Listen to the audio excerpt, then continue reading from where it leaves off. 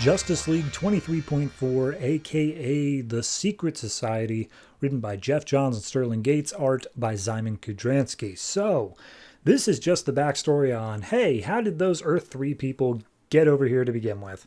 So, we open up with narration from the Alfred Pennyworth of Earth 3, and he says, yep, nope, Owlman and I, we've got a secret. You'll figure that all out eventually, but regardless, we came from an Earth where everything's opposite. Sun sets in the east, rises in the west, all the continents are flipped, and of course morality is flipped as well. And we see them in Gotham, and a family is running down an alley, seemingly scared by something, and as they reach the midpoint, they are stopped by the cops, who say, in the name of the law, empty your wallets and purses. So they start opening up for the cops when all of a sudden some people start firing on the police. I'm not exactly sure as to who. I don't think we get an answer. But regardless, as this is all going on, we see Alfred is driving the Owlmobile.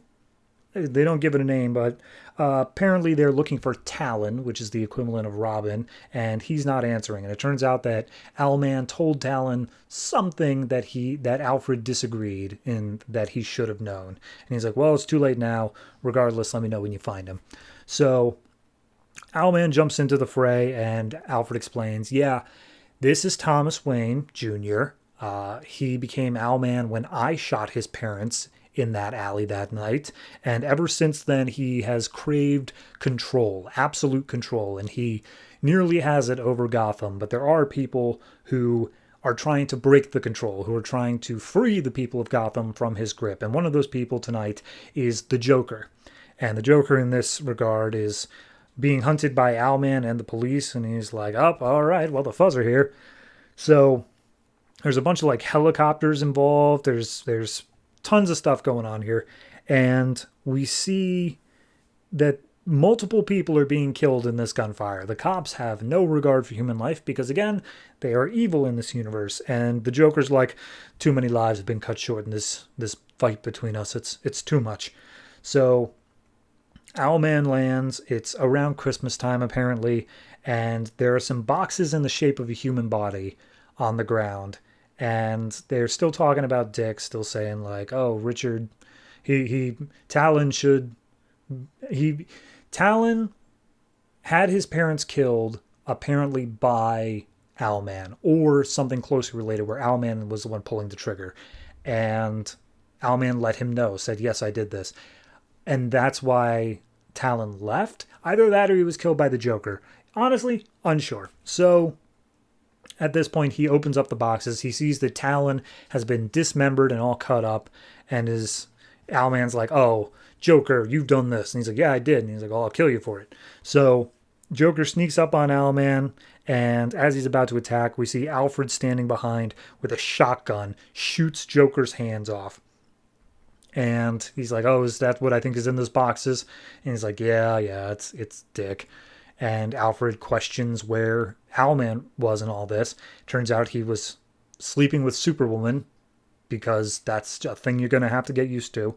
And Owlman's like, it's his fault for getting caught, though. It's all his problem. This is on Dick. This isn't on me. So at that point, Joker fires off his acid flower onto Alfred's face. And Owlman freaks out. He's like, Alfred, Jesus, and he basically beats the crap out of Joker. But as he sees Alfred, turns out it wasn't acid. It was actually Joker toxin. And he starts laughing uncontrollably. His skin starts going paler. He's turning into the Joker. And Owlman comes over to Joker. And he's like, what'd you do to him? And he's like, oh, you can't control them anymore. Just like you couldn't control your own family. That's why Gotham suffers as they did.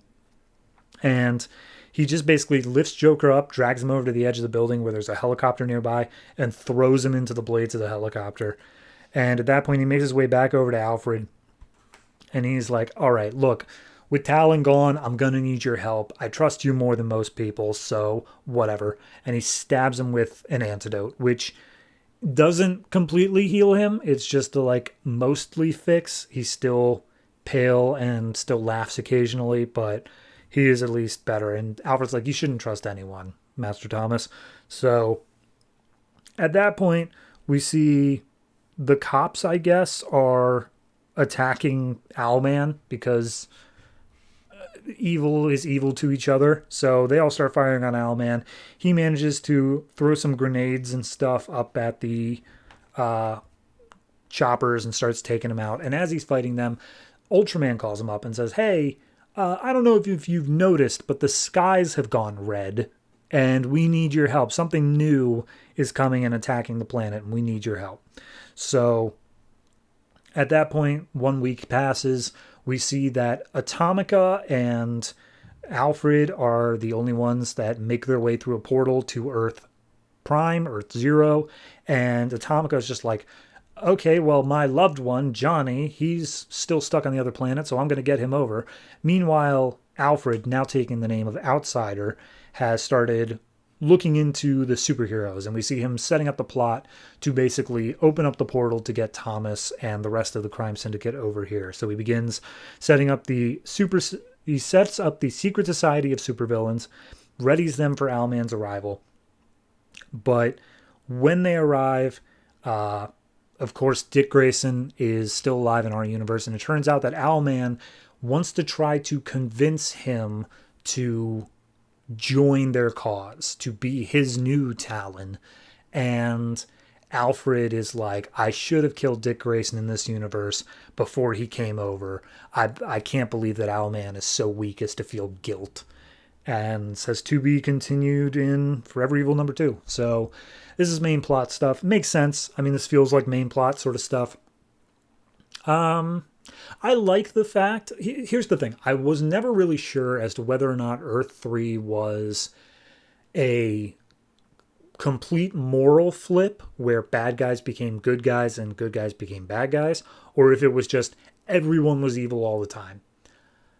With the Joker trying to free Gotham and saying like, oh no, they'll never be under your control, it makes me think it's a moral flip, along with everything else being opposite. So I'm glad that I got clarification on that at least. In regards to the story itself, it looks great. I love Kudransky's art. There is a problem of it's a bit too dark at times, and I'm having trouble, especially because these are all like new characters more or less. I'm having trouble telling them apart in some panels. On top of that, it's confusing because like the cops are attacking Owlman, but Owlman is maybe trying to help them. I think I just could have used a bit more visual cues, but the art did look great regardless. So I'm gonna say this is just a flat 7.